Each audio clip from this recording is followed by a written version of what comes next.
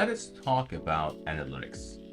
And if you have been familiar with advanced search and the filters there, you would find yourself right at home. And if you are not, I would strongly advise you to go back and have a look at the advanced search. Maybe watch the Master of Social Listening Advanced Search Filters Explained video to get your bearing first. What we'll do here is start with a simple. Let's start with a simple chart.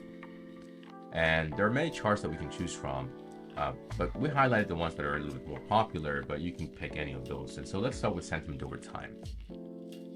And this will do, it will take all the mentions that I have collected for this account, the entirety of everything that I've ever collected. So if you go here to my campaigns, you'll see all these campaigns that I have that are all over the place. They're not connected to anything. They don't belong to one brand. They're all over the place.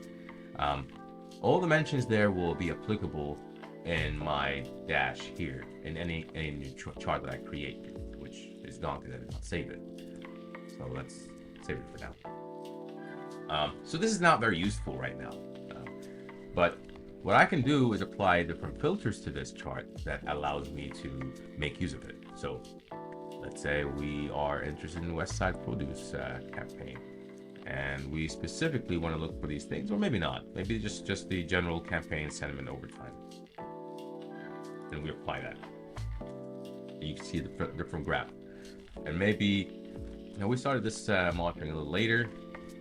Maybe we want to start the monitoring from the 11th of December. So maybe here, we want to limit it to start from here.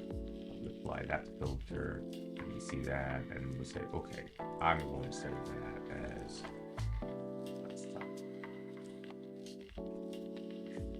This chart is saved.